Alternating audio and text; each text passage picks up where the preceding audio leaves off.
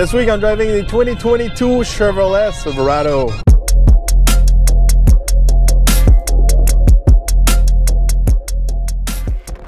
For 2022, the Chevrolet Silverado received a mid-cycle refresh.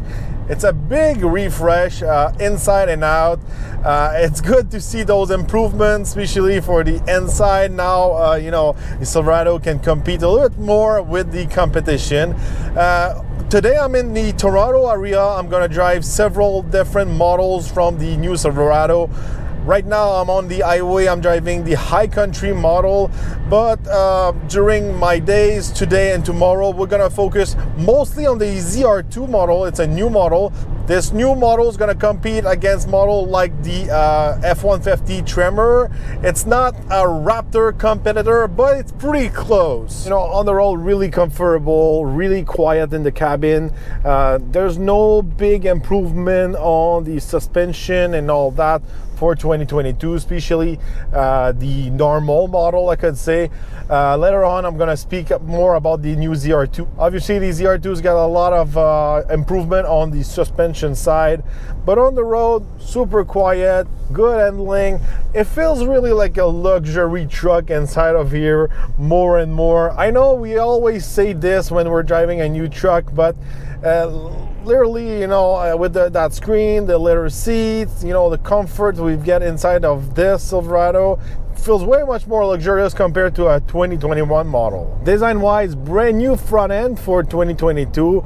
All the trim level from work truck all the way to Zr2, high country and all that, new design. Obviously, each trim level have their own specific details.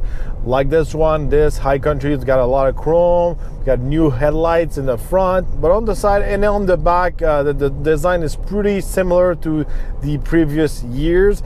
But overall, a nice refresh in the front. It looks more modern. If we step inside of this Silverado, big changes. It's a huge update for a mid-cycle refresh. Pretty much everything is brand new inside. New dash, new screen, new cluster in front of me. We've got a brand new 13.4 inches touchscreen and a 12.5 inches cluster.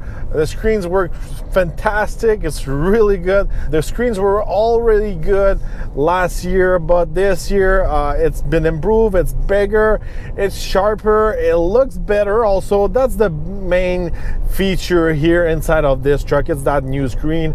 The cluster in front of me, they're customables.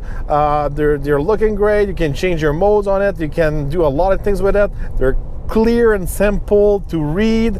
I really like that. Nice improvement also for 2022. Now we've got the paddle shifter on the steering wheel. I really like that. I think it was kind of funky before pressing on the plus and minuses. So all the buttons are at the right place, easy to use. It's still a truck. We still have some hard buttons. I really like that. We got a new buttons also. It's gonna lower down all the windows at the same time. Really like that. I think it's a pretty clever button. You know, everything inside it's brand new. We've got some new wood because this one's a high country model. We've got some nice stitching. A lot of place to put stuff in the back of the screen. Here in the model console, really well thought metal console. We've got a new place to recharge our phone wirelessly. I really like that. Otherwise, the seats, the comfort, and also the rear space, it's pretty similar to last year model. Also, a lot of new technologies inside of this Silverado. We've got integrated Google. We've got also wireless Apple CarPlay and Android Auto. Available on top trim level, also the new Super Cruise. So that's a first for the pickup truck world, having this autopilot technology. I tried this technology inside of the Escalade. It works pretty well. So on long trips, I know it's gonna be really practical. If we're looking at the engine, a few changes for this year.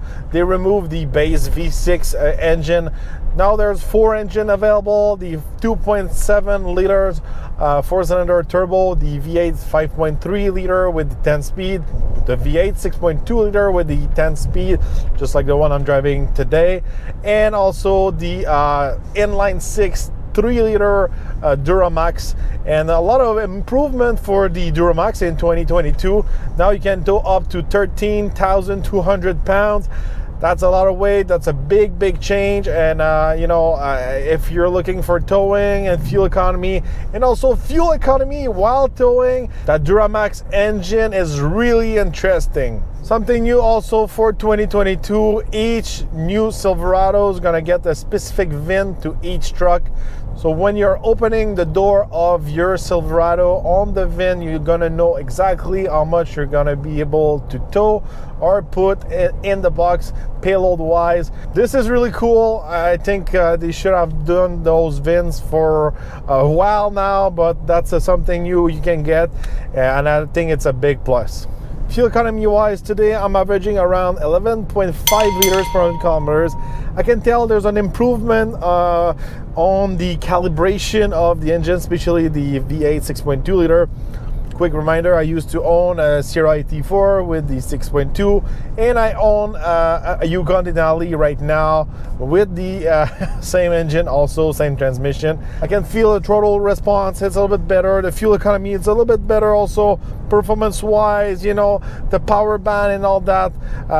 It seems like there's been a good update for the calibration of the engine and the transmission. On day 2 with the Chevrolet team, I drove the Silverado Zr2.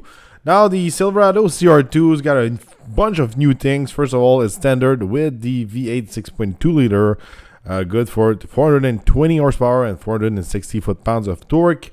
This Silverado's got the first application of the Multimatics 40 millimeters DSSV spool valve dampers. We had the chance to meet the team of Multimatics to go a little bit deeper into those shocks they're putting on the Silverado.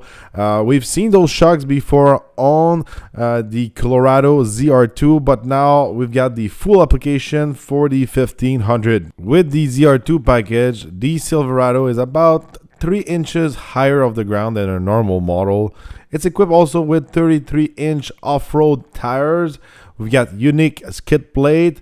We've got a new high approach steel front bumper designed for off-roading, giving you durability and clearance that enable up to 31.8 degrees of approach angle compared to other Silverado off-road models like the Trail Boss. Also for the Zr2, the dual exhaust has been placed before the rear bumper to eliminate potential damage. Interior wise for the Zr2, we've got a unique interior with spatial seats, some bright yellow stitching, some carbon fiber style finish. We got a bunch of buttons also to lock the rear and the front differential. Really cool interior for the Zr2. It's fun to see something a little bit different from the other models and having that unique Zr2 touch. The Multimatic suspensions come really to life while we were driving this Zr2 at higher speed and rougher roads. We can see it's a really good mix of an off-road suspension with a good handling suspension.